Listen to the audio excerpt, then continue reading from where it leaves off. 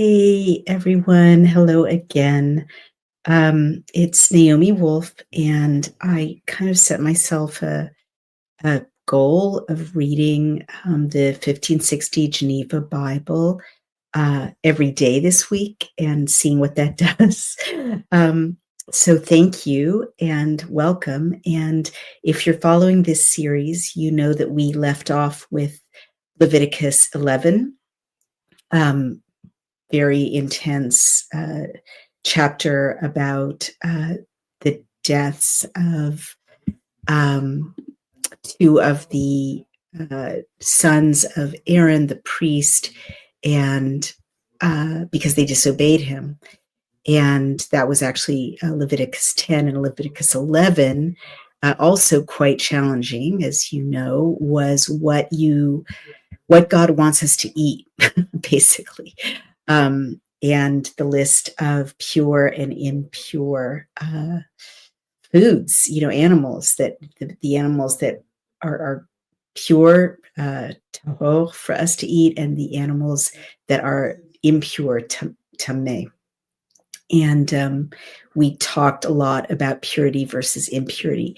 So I will just be very frank, as I always am with you on this journey, and say that Leviticus 12, like this whole section of Leviticus, is a lot to process because we're in a world that is so alien from the modern world and modern expectations and modern human relationships, and a world, as I said last time with Leviticus 11, in which people are literally hearing for the first time that there are restrictions on what they can and should do beyond survival, beyond living like an animal.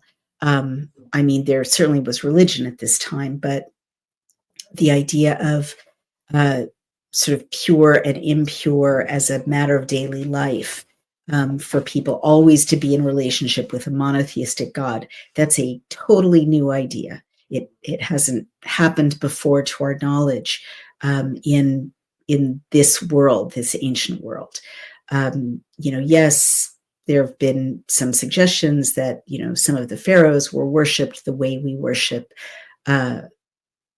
monotheistic God, but this relationship is new. So it's intense because it's a world of sacrificing pigeons and sacrificing sheep and, people having leprosy and being exiled from the camp. It's a world that's quite brutal in a way, as seen from a modern perspective.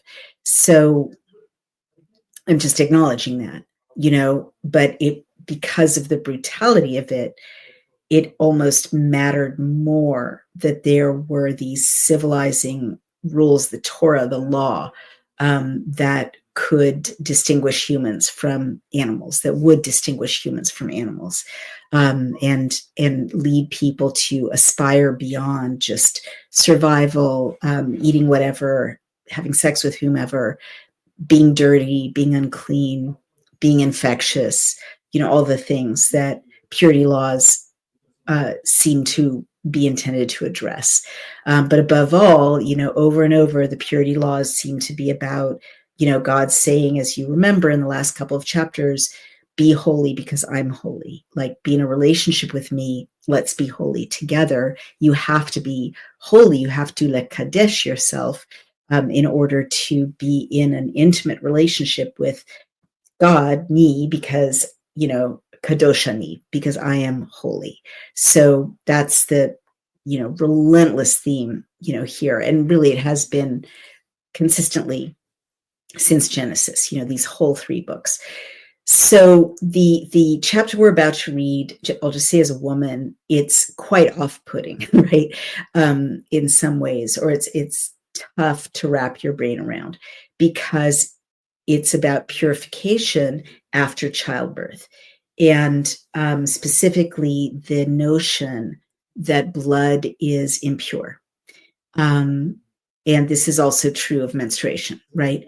It's treated as impure to this day. Orthodox Jews see the week when women menstruate as a time that they should be kind of ritually keeping separate from their husbands, not being intimate with their husbands.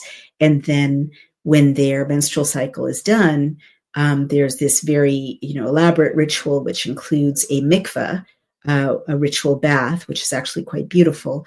And then they're kind of pure again, and free to go be intimate with their husbands. And that's another conversation, but I've heard really interesting things from Orthodox Jewish women about that. You think it's, incredibly restrictive and kind of punitive, that there's, a whole, more than a week, I think. I need to check with Orthodox Jewish women, but a chunk of time out of the month that, a married couple is not supposed to be intimate. But every Orthodox Jewish woman I've spoken to actually says that it's incredibly good for a marriage, and that it makes the time when, the woman and the man are free to, be intimate again, incredibly special and celebratory. And that kind of problem that is so common in modern marriages, where everything is possible all the time, right?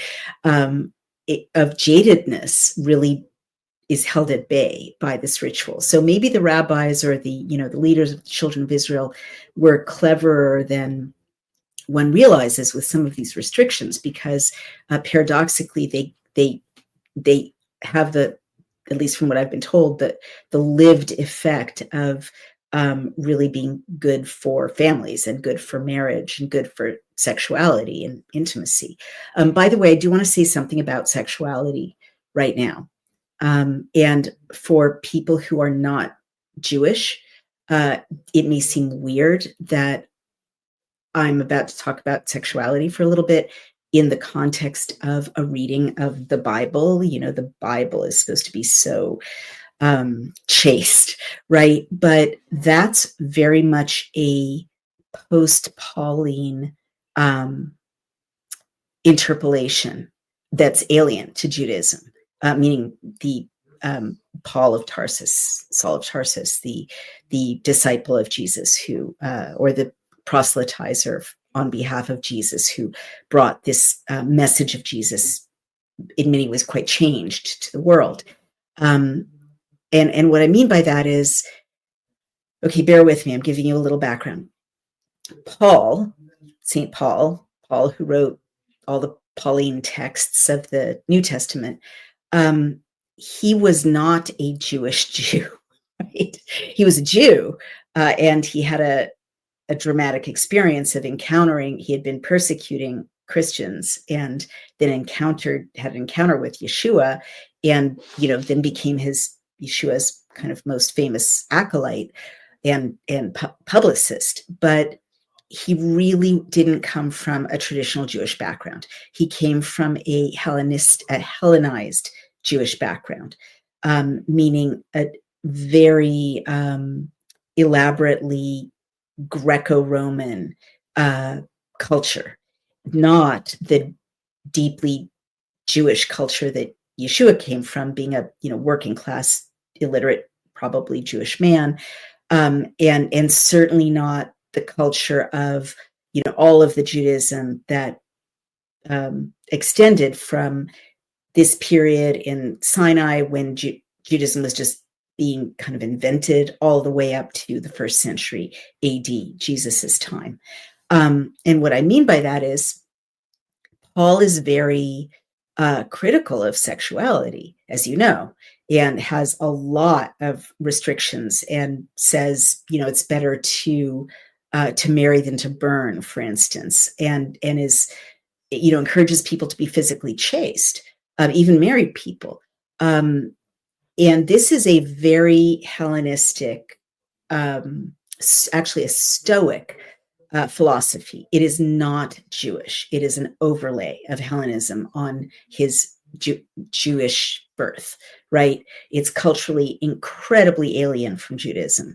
And so there's a very interesting thing that happened in history, which is, Judaism continued to treat sexuality the way it does, which I'll tell you in a minute, and post-Pauline Christianity, especially, not to even mention the 4th century, saints and martyrs, and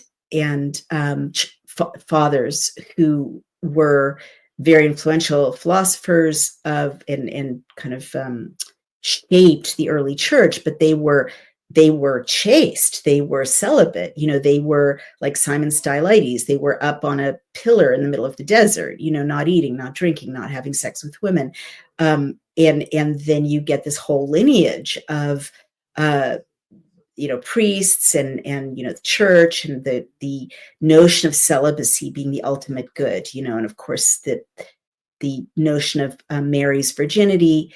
That's another rabbit hole a little bit. Hey everyone, it's Naomi Wolf of Daily Clout.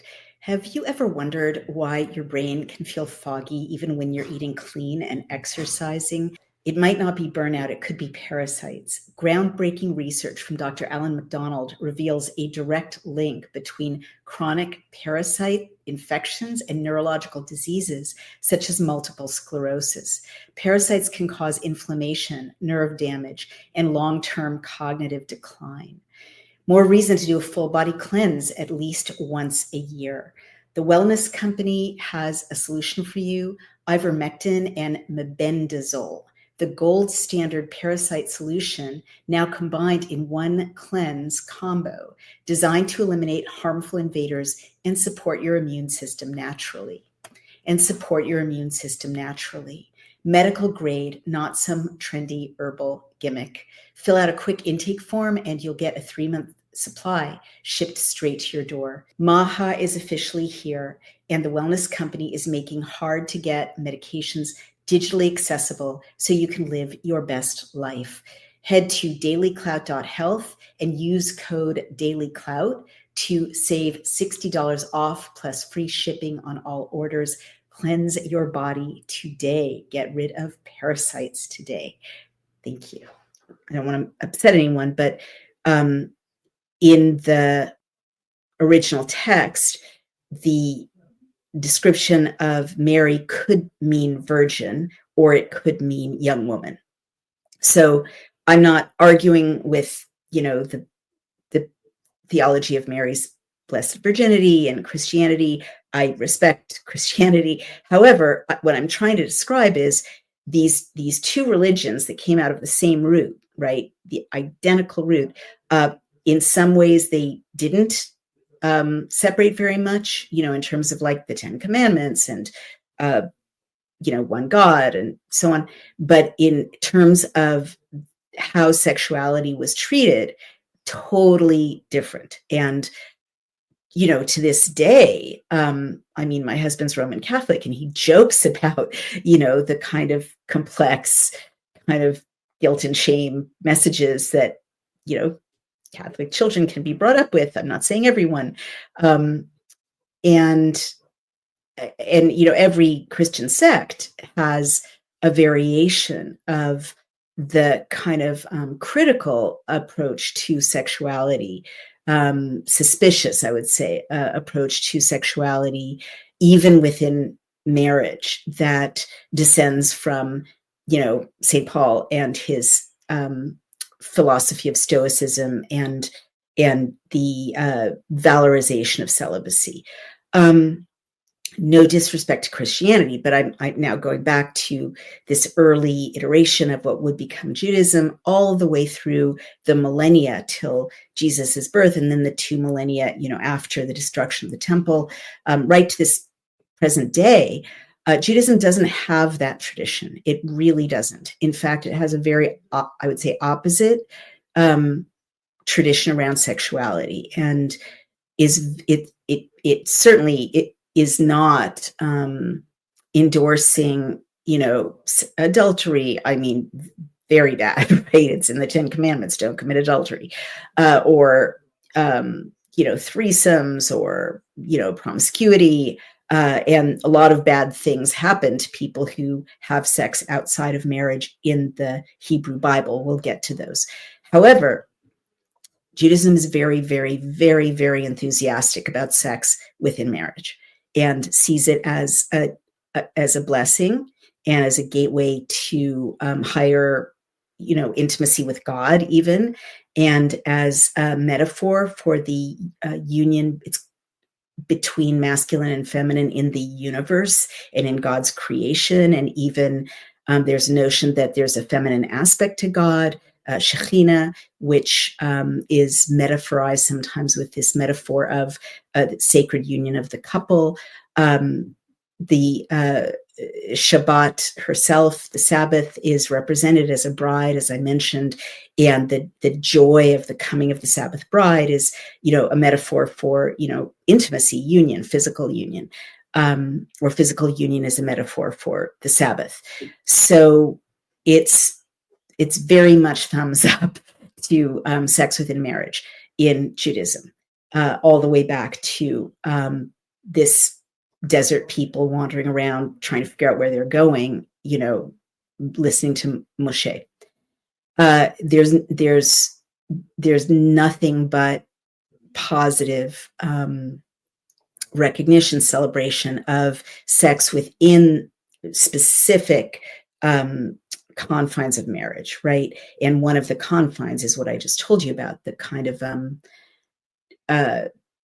setting aside of the time of a woman's menstrual cycle to not be intimate then, and the purification that she goes through. And by the way, a mikveh, you also have a mikveh before you get married. I actually had a mikveh before I got married both times. And it's this notion that it very much derives from this period in the desert. You'll notice that Yahweh, God, is often saying to Moshe, when someone's in a state of impurity, that they should bathe themselves and clean their clothes. And so this notion of a ritual bath, which is part of purification, goes all the way back to this time in the desert. And where does it extend to? You know where I'm going. Baptism, of course, descends from this early instruction from Yahweh that people who want to purify themselves should bathe in a ritualistic way or clean themselves in a ritualistic way. So there you have it. And so now that I've given you that background, I'm going to go ahead and read this chapter. It's a short chapter. And again, it's going to be a bit difficult, especially if you're a female, because it posits, childbirth as unclean. So let's go ahead and read this in 1560 Geneva Bible. And as I always say, you can order the beautiful book if you can afford it. Gorgeous, hardcover, gigantic. Excuse me. And it's it's a facsimile, so you can see exactly the illustrations and the footnotes in the 1560 version. Or if you can't afford that, don't worry, just go to 1560genevabible.com and you will, or genevabible.com, and you will have it right there on a PDF. So chapter 12, a law, how women should be purged after their deliverance. Now, this is interesting. It's the first time I'm reading that verb purged, and it's less awful, right? It's almost like healed. So, and after their deliverance, of course, is 16th century language for delivering a baby, their childbirth. And the Lord spake unto Moses, saying, speak unto the children of Israel and say, when a woman has brought forth seed, meaning, well, that's how they thought women got pregnant then, and born a man child, she shall be unclean 7 days, like as she is unclean when she is put apart for her disease. So that means when she's menstruating. And in the 8th day, the foreskin of the child's flesh shall be circumcised, and she shall continue in the blood of her purifying 33 days. She shall touch no hallowed thing, holy thing, nor come into the sanctuary until the time of her purifying be out. But if she bear a maid child, a little girl, then she shall be unclean 2 weeks, as when she has her disease. And she shall, meaning her menstruation, and she shall continue in the blood of her purifying 66 days. Now, when the days of her purifying are out, whether it be for a son or for a daughter. She shall bring to the priest a lamb of 1 year old for a burnt offering, and a young pigeon or a turtle dove for a sin offering unto the door of the tabernacle of the congregation. Who shall offer it before the Lord and make an atonement for her? So she shall be purged of the issue of her blood. This is the law for her, that she has borne a male or female. But if she be not able to bring a lamb, she shall bring 2 turtles, meaning 2 turtle doves, or 2 young pigeons, the one for a burnt offering and the other for a sin offering. And the priest shall make an atonement for her, so she shall be clean. Very, very interesting. And let's see whether the Revised Standard Version has anything notable about it. Till the days of her purifying are completed. Well, this is interesting. It's much more graphic. But if she bears, this is line 5. If she bears a female child, then she shall be unclean 2 weeks, as in her menstruation, and she shall continue in the blood of her purifying for 66 days. And otherwise, it's quite similar. So let's now take a look at the Hebrew, as we always do in Chabad. And you can go to chabad.org and look at the Hebrew, which by now you probably speak. Vayidaber Adonai el Moshe lemor. And I'm sure you know what that means by now.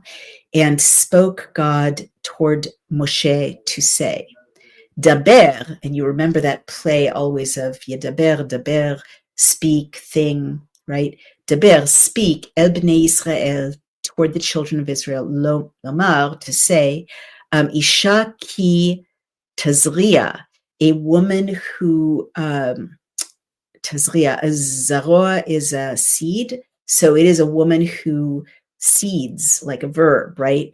Now, it's translated as conceives. You do need to know that people didn't understand till like the Renaissance how babies were conceived. And for a while, they actually thought that women, emitted seeds that turn into babies, just like flower bulbs bloom into flowers, right? They didn't understand the role of men very clearly, or the role of semen, as being the agent of, seed, essentially. That happened later. Isha ki tazria, a woman who seeds, v'yalda zachar, and she gives birth to a male, v'tamah shiv'at yamim, she'll be unclean. Remember that word tameh, 7 days. Yemei nidat dota, as in the days of her menstrual flow. Titma, she is unclean or impure. It's, honestly, it's good for me to read the Hebrew because it's really not unclean and clean. It's really pure and impure. So the state of impurity, I would say, is a lot more technical. If you're like me and you're getting to that age at which your body sometimes just hurts all the time, please listen. Don't reach for another painkiller until you learn about this turmeric hack for pain and inflammation. You've probably already heard that turmeric is being used to fight inflammation and joint pain, but not all turmeric is created equal. Regular turmeric powder in your pantry will help you a little, but a leading pain doctor from Connecticut discovered a special turmeric extract that is 200 times more powerful than what you find in standard turmeric. And when he shared this turmeric secret with his patients, the results were extraordinary.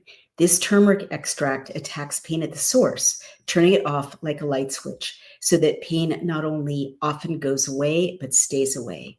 Dr. Josh, the brains behind it all, has spent 20 years helping hundreds of thousands of Americans finally break free from constant aches and stiffness. And his turmeric hack has been the backbone of their success. So don't engage, if you can avoid it, with expensive surgeries, pain injections, or inefficient over-the-counter medications with side effects. Greet pain-free living. It's incredible stuff. I started taking it regularly, and I really did notice a difference. Again, you can't just take any old turmeric. If you want to learn more about Dr. Josh's turmeric secret and the exact method for how to use it in your routine, go to goldenrevive.com/dailycloud. The link is right below this video in the description. Click on it and start your journey toward a pain-free, healthier life. And less like, ew, you're unclean, right? I mean, she's definitely impure, in a state of impurity, having given birth. Uvayom hashmini, and on the 8th day, yimol besar arlato, the flesh of his foreskin shall be circumcised. And that's where the tradition of circumcision comes from, which we still do it. And Christians do it, Jews do it.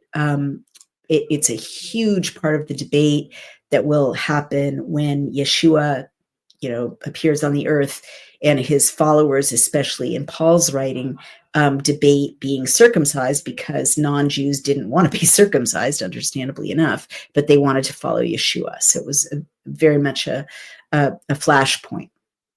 And in this early period, being circumcised was a very visible, visible in kind of war, in other contexts, a recognizable way that the children of Israel, the men of the children of Israel, were set apart from other men, right? There are other things they do that are different.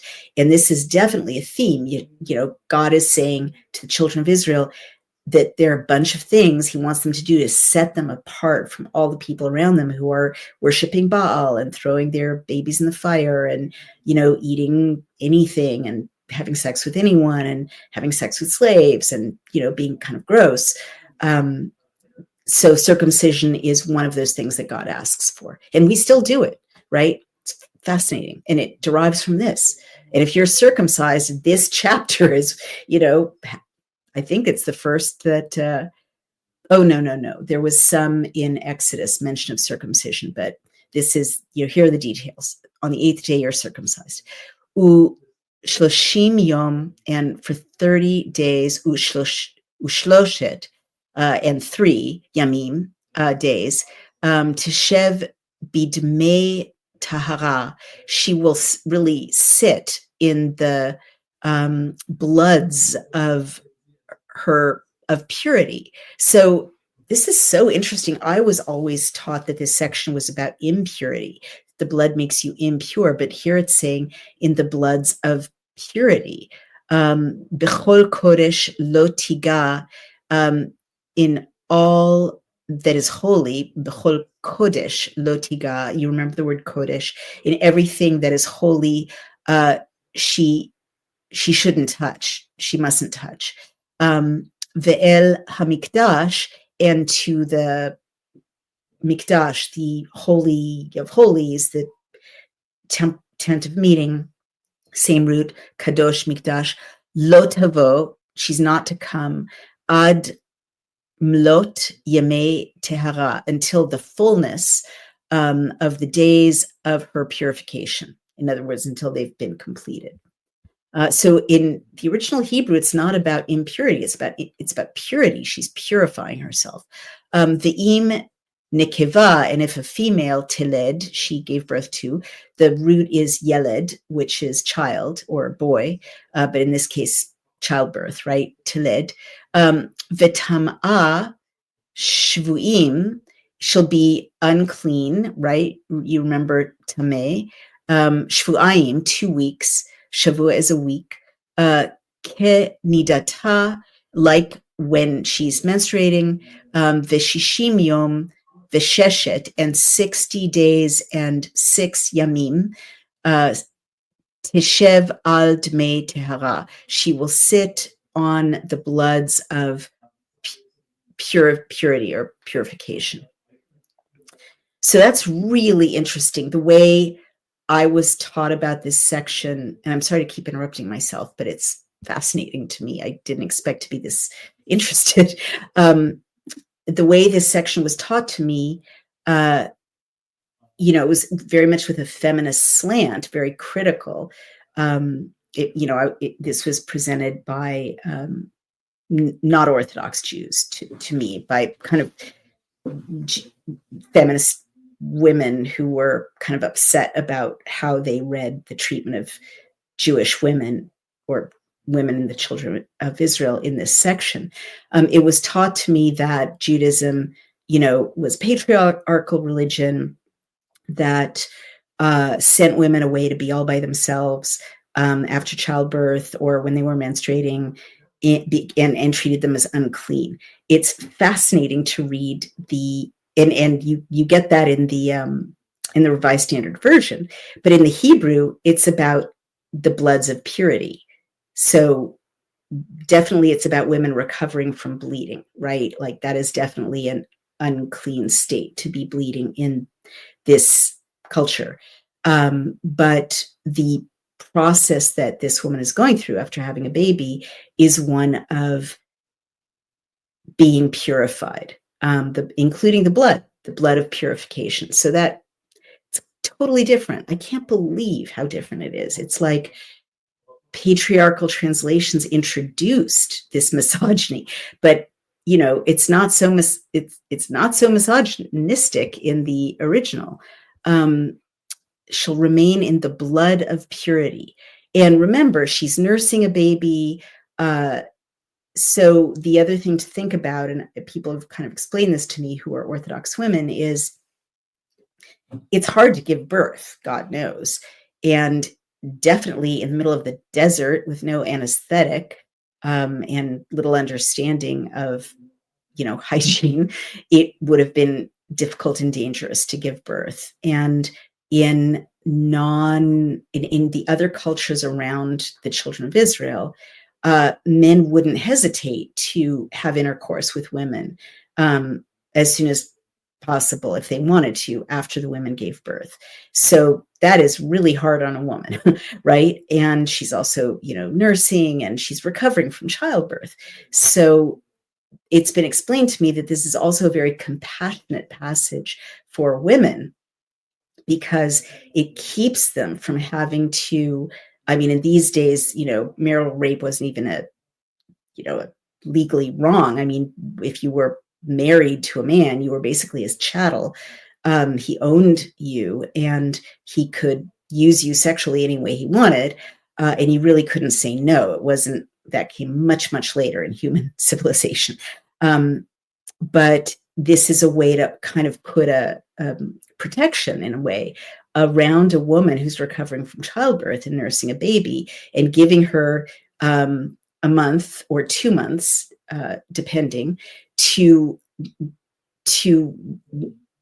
recover, essentially. So that's an interesting way to read it as well. And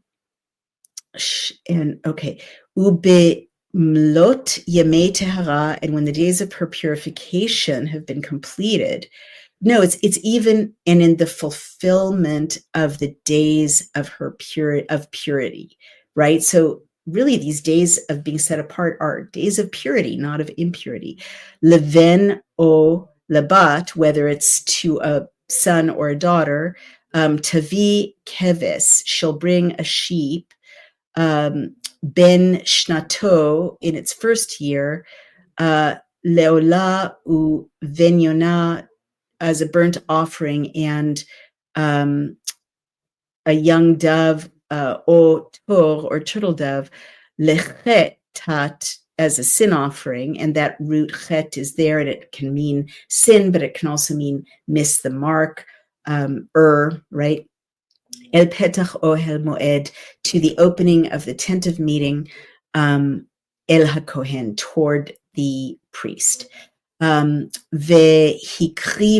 lifnei Adonai, and there's this wording again, which is so beautiful. He will draw near. Lehakriv is to draw near. And he will draw near it in front of the face. Remember, lifnei, before, but also panaim, in front of the face of God. Vechiper aleha, to atone on her. Vetahara mimkor dameha, and purification from the source of her blood.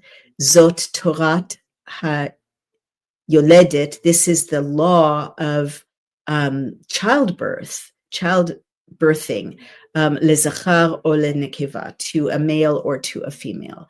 Ve'im lo timtza yada dai say, and if she can't afford a sheep, velakha shte torim, she will take 2 turtle doves, or shnei bnei yonah, or 2 young doves, literally children or sons of a dove, echad le'olah ve'echad lechatat, one as a burnt offering and one as a sin offering.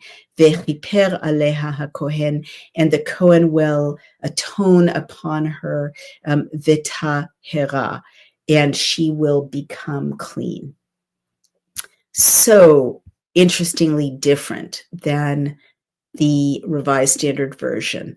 Swollen limbs, joint pain, inflammation, skin aging, cognitive decline. These are just a few of the awful side effects that you can experience due to poor blood circulation. To make things worse, it's unlikely that your blood circulation will correct itself on its own. This means your health issues will not only continue to decline as you age, they could really become catastrophic. And taking ibuprofen isn't a solution to pain. It's only temporary relief, and it only masks the real problem, which is inflammation. So right now you can go to getkrill.com/dailyclout to learn more and get a special free shipping offer just for being a listener of our show. New research proves there's a potent deep sea supernutrient tucked away 73 miles off the Atlantic coast, which is the hidden key to improving your blood circulation in krill oil. Researchers are saying this Antarctic supernutrient is the key to your diet. And this is indeed omega-3 fatty acid, but not just any form of omegas. These particular omega-3 fatty acids are sourced from wild-caught krill, a kind of fish. This omega-3 content from krill oil has been shown to support healthy blood pressure, circulation, brain health, as well as to reduce inflammation, swelling, and joint pain. Benefits go on and on. In fact, some report it outperforms name brand pain relievers, and they see results in as little as 7 days. It doesn't have the dangerous side effects that ibuprofen does. And better yet, for a short time, you can grab Native Path Antarctic krill oil at up to 66% off plus free shipping. Just go to getkrill.com/dailyclout right now and take advantage of your special offer. You'll really feel better. Thank you so much. And so different from the way this was taught to me, much more respectful. I mean, it's not easy, I'm sure, to be apart, and it's not clear, like, did she have attendance? Could her mom be with her? Could her sister be with her? I assume so, because that baby had to live and that woman had to recover.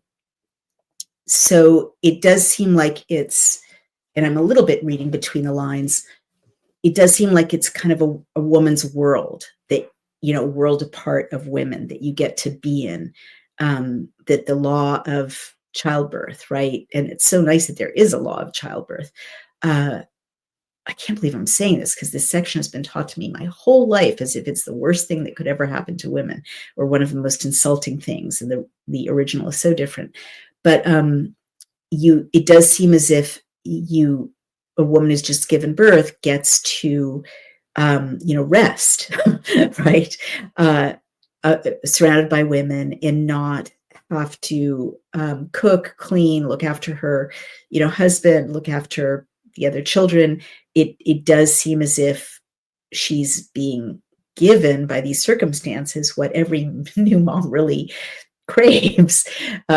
Maybe not this level of separation, but certainly every new mom wishes that she had nothing else she had to do but bond with her baby and nurse her baby and recover from the rigors of childbirth. So, maybe God's being pretty smart. I mean, I'm sorry, I don't mean to be blasphemous. maybe this is not a misogynist section, but a section that shows that God really understood women. Obviously he made women, and understood childbirth. Obviously he made childbirth, and is setting out a law for childbirth that actually lets women heal and recover from childbirth. And the inversion of, pure for impure is so extraordinary. Never in all the time I've heard this passage spoken about do people say, oh yeah, it says that a woman will sit in the purity of her blood.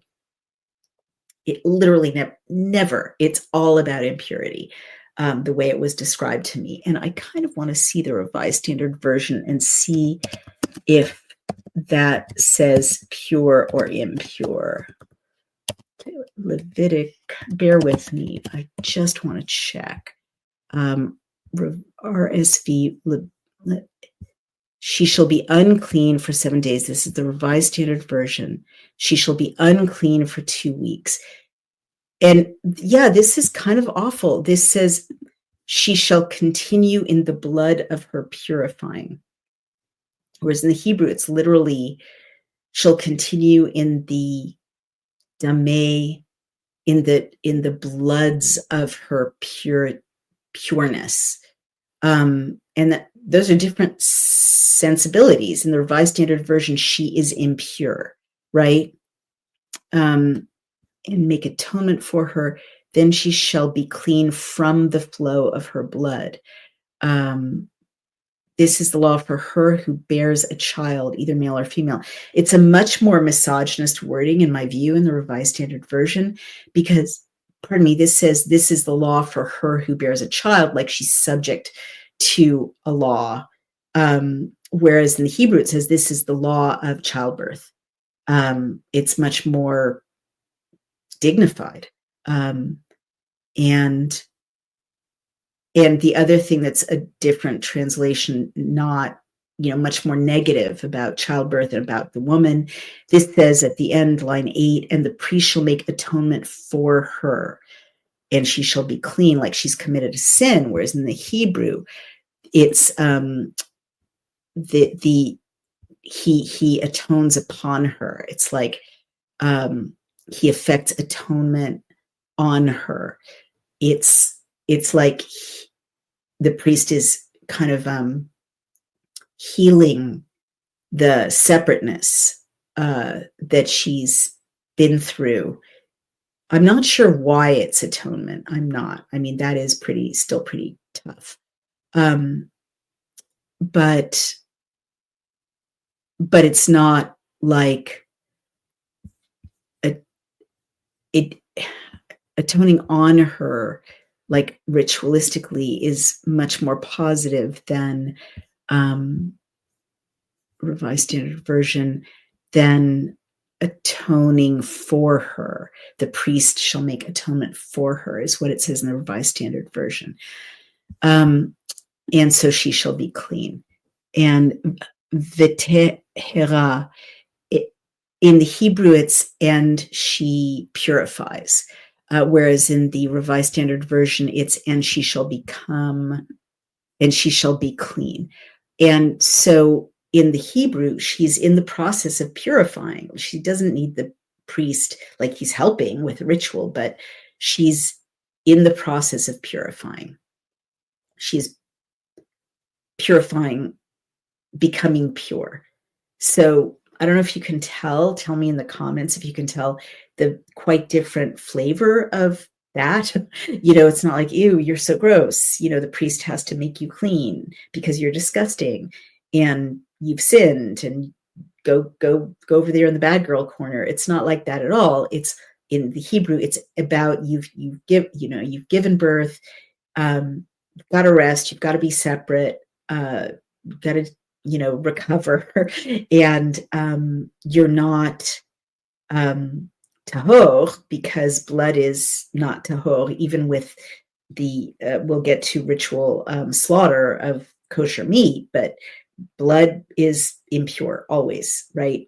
And it just is. And I really need to know more about that from someone more knowledgeable about why that would be. But it's not unusual for a kind of ancient culture to have a lot of prescriptions around blood. A lot of cultures treat blood as if it's kind of magical, and even up through the Renaissance and in the early modern period, people thought that menstruating women could curdle milk and cause sickness around them, that or a lot of magic spells use menstrual blood. I don't know about childbirth blood, but blood is definitely considered to have mana, anthropologists say, like power, right? Oh, this is interesting. Yael Avraham says, I've been taught that it was a spiritual condition, not physically unclean. But say more about that, please. Why would it be a spiritual condition of uncleanness? Why is having a baby, which is such a spiritually wonderful thing, a condition of uncleanness? I'd love it if you would write more about that, Yoel Avraham. And let's see. I want to read a little bit from Chabad because it's such a, we've read this chapter and we still have questions, right? So Chabad often, as you found with my last reading of Chabad, exegesis, it interprets the literal text of the Torah in a very metaphorical way. So the wonder of conception is one of the passages in the exposition in the Rebbe.org, which is a Chabad exegesis of the Torah. So here's a paragraph from that. Our sages interpret the expression when a woman conceives as implying that it is she who initiates the intensification of the relationship. That's interesting.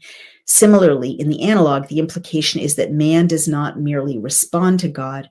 Instead, he taps the core of his being and summons up the energy needed to heighten his connection with him. On this basis, we can understand why the verse highlights the importance of conception rather than birth. Although new life is brought into the world at birth, the fetus already exists. Wow. Conception is the closest example in our lives to the creation of something from nothing. Hasidic thought explains that the potential to create something from nothing lies with God alone. Since he is not, heaven forbid, dependent on any other cause, it is within his ability to create something material in material existence out of absolute nothing. God has imparted his essence to man, and thus the core of every soul, quote, is an actual part of God, end quote. That's cool. As such, man also has the power of creation, but in reverse. He lives in this material world and makes nothing from something, revealing the godly potential that exists within himself and his ephemeral environment.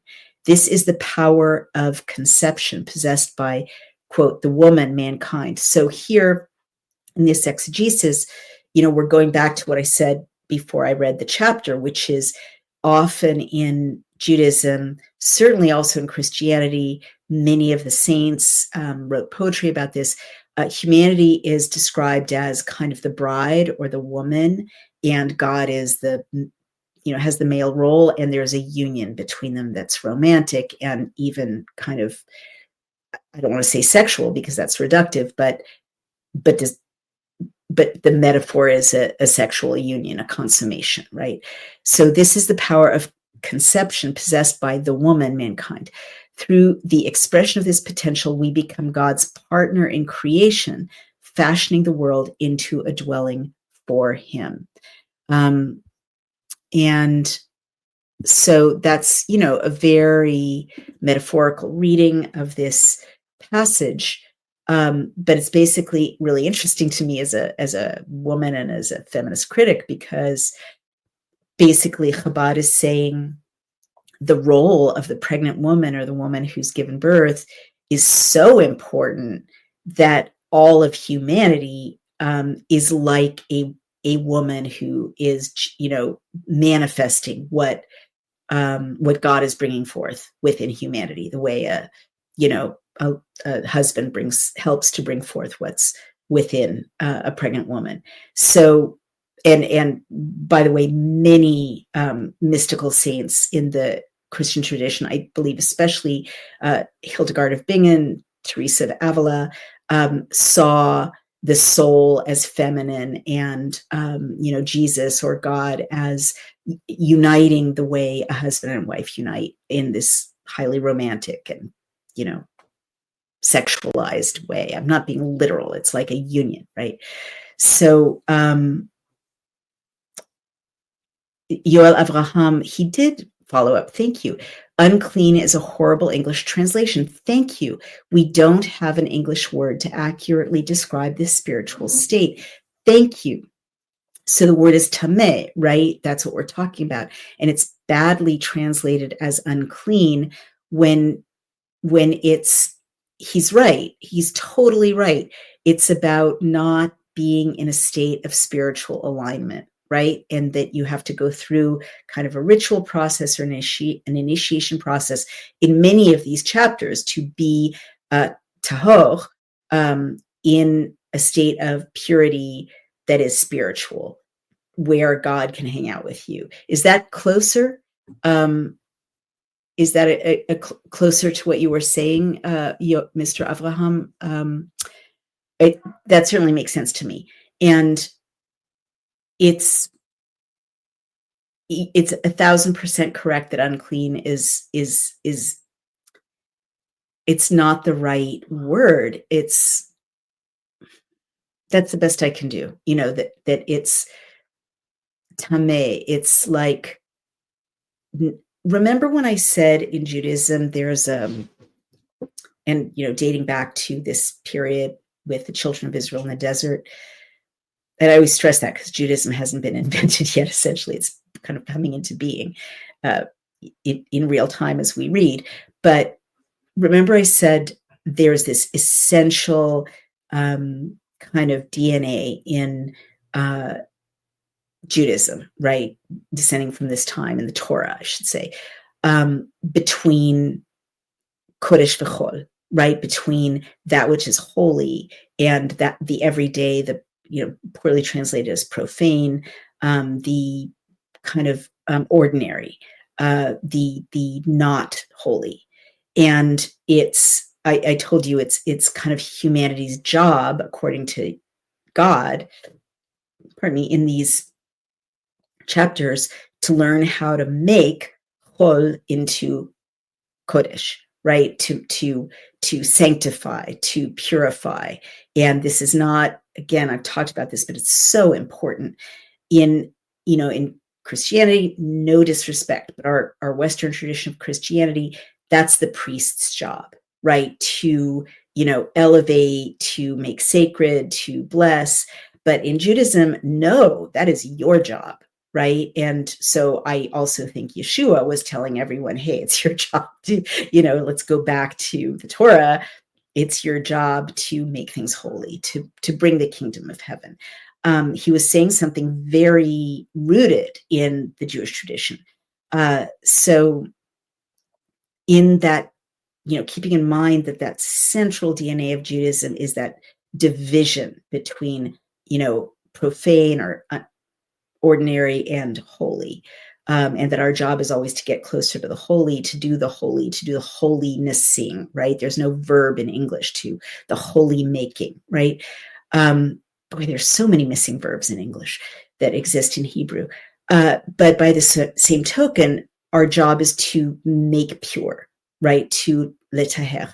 And we are supposed to try to move away from the tameh, the not pure.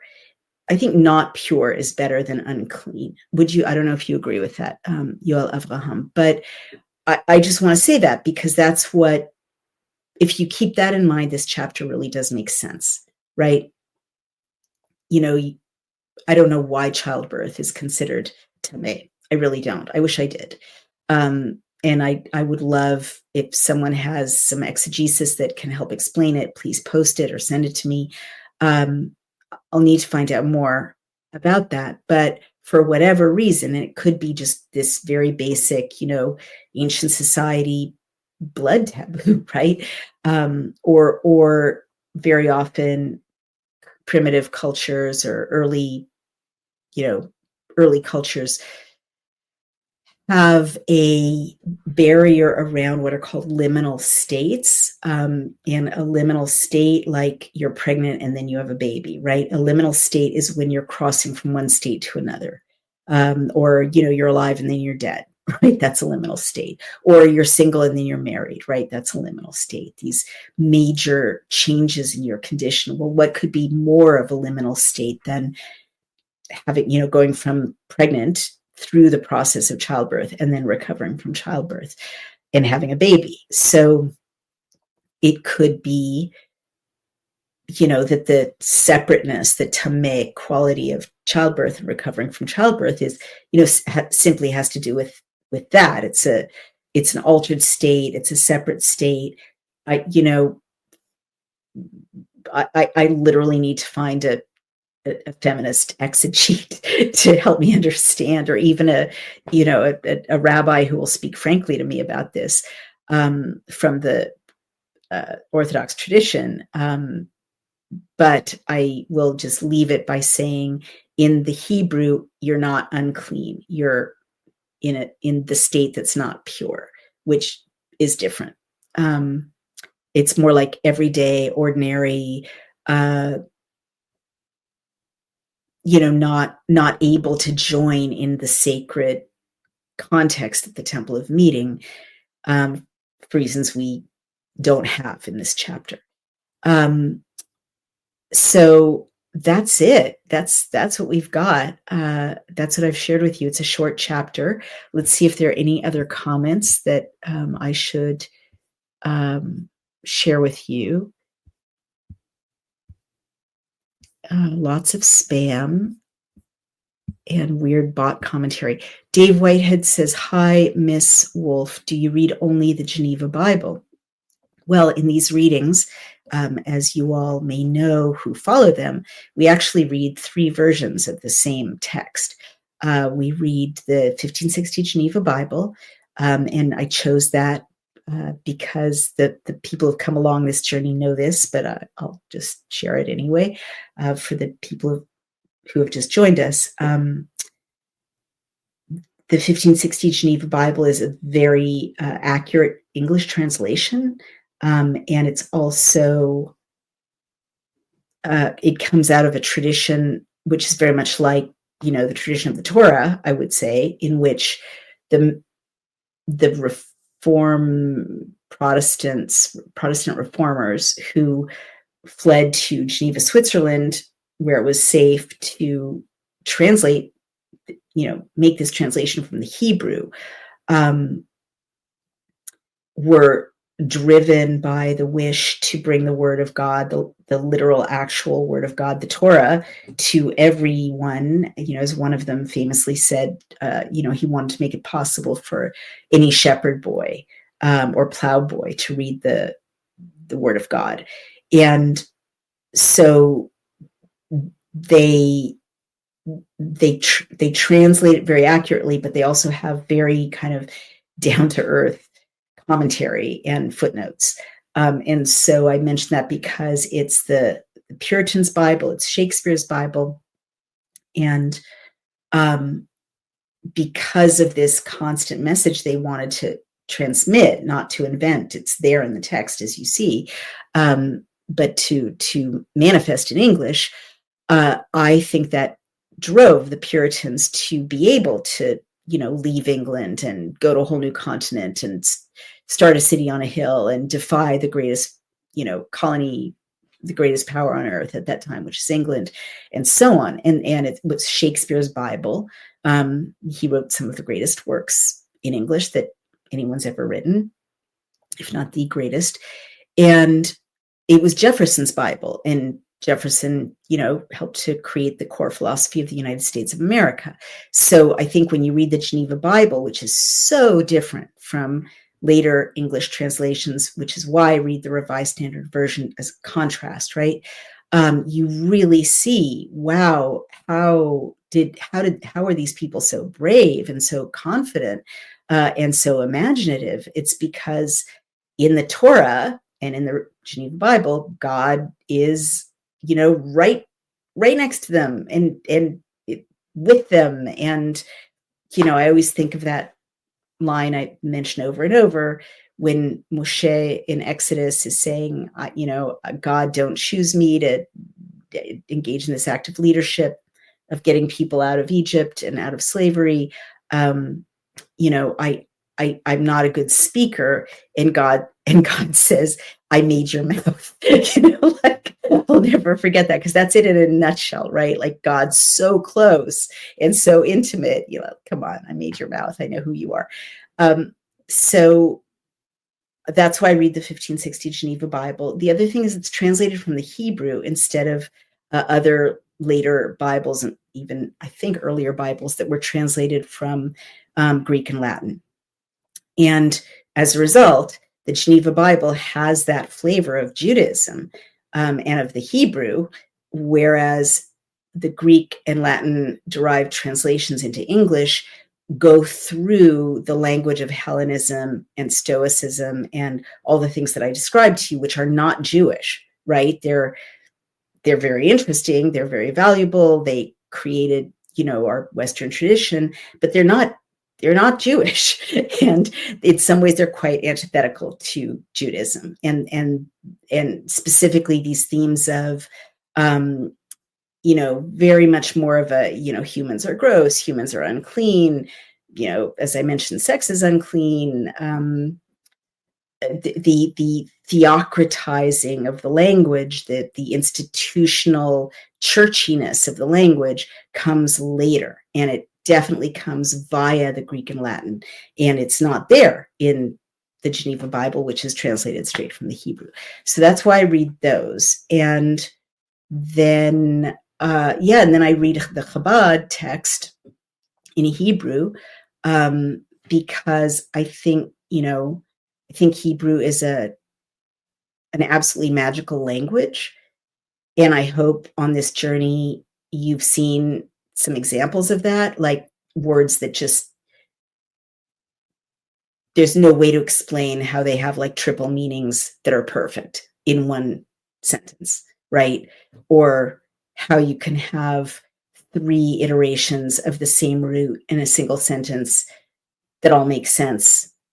In context. Like, language just doesn't work that way. It's like literally like opening a box of miracles, with every other page. And so I thought it would be really boring for you guys to hear me read the Hebrew. But people are really, the feedback I'm getting is that, non-Hebrew speakers are really loving hearing the Hebrew, this very literal translation I give you of the Hebrew, because the Hebrew is beautiful, and because nothing explains the Bible, which was written in Hebrew, like reading it in Hebrew. So that's turning out to be kind of surprisingly welcome. And I think it's important because, there's nothing like going back to the source. I mean, this text has been filtered through so many centuries and so many theologies and creeds and churches and sects and denominations and, fights between denominations and social revolutions. And we don't need all that baggage, in my view, or whatever. I'm not telling you what to do. I'm not telling you not to love the translation you may love. I'm just saying, for me, it's been completely life-changing to go back to the Hebrew, which I'd never read. I'd never read the Bible in Hebrew. I've never read all the way through the Hebrew Bible. This is a first for me. I've read sections, of course. I've read chunks. I've read, obviously all of Genesis and all of Exodus, but Leviticus is a different kettle of fish. I've never read all the way through it, and it's completely eye-opening. So we've come to the end of our time. Dave Whitehead says, "Are you a Christian?" I am not a Christian. I am a Jewish Jew. But and this is maybe a subject for another time, I've been reading a lot about Yeshua, and those of you who follow my work may know that I actually had an couple of inexplicable experiences with a being I identify as Yeshua. And got an email from a reader who said, I was going to end my subscription to your Substack because the spiritual stuff you're writing makes you sound like a crazy person. But, I took that leap. And the more I read about Yeshua and the historical context of Yeshua and the texts that were found at the Dead Sea Scrolls, the Messianic movement among Jews in the first century, the more aware I am of the Jewishness of Jesus. Let's just put it that way, and that a case can be made that he wasn't. I mean, most people who are scholars of the historical Jesus don't believe he thought he was starting a new religion. They believe that he was trying to get people to go back to the essence of the Torah, which is what we're reading. So I am Jewish, but I don't think it's a contradiction to, really love Yeshua and his message because he was Jewish and it was super Jewish. So we can have a discussion about that. And I'm not being disrespectful, but that's just the truth of the historical context. And so I do feel that when I'm bringing you all more, maybe a richer understanding of what Judaism is and says through the Torah, if you're a Christian, I hope it's bringing you closer to Jesus because this was his, this was his book, right? This was what he was preaching. And everyone he was speaking to, heard this book every Sabbath in synagogue. And many of the lessons he taught were based on, what's in this book. By the way, there's something I will mention, and then I will let you go to the rest of your evening. But did you notice 33? Judaism has sacred numbers, actually numerology, and the 33 days that a woman is supposed to be purifying herself after childbirth. There's another sacred number, which was the age that Yeshua was when he was crucified. I don't know if they have any connection, but I just did notice that because some numbers are considered especially sacred. In Judaism, 40 is another one. 7 is another one. We can talk about that another time. So thank you. We've come to the end of our time. Thank you for joining me. And if you like these readings, I ask you to support them by subscribing over on Outspoken on Substack. These videos take a lot of production and distribution and hosting. It takes a lot of resources. And if you can't afford that, no worries. Thank you for your interest. And I hope you have a wonderful night. And let's see what happens this week. I'm going to try to read a chapter every single day and see if that opens my eyes in some special way. Thank you. See you tomorrow night. Take care. Bye.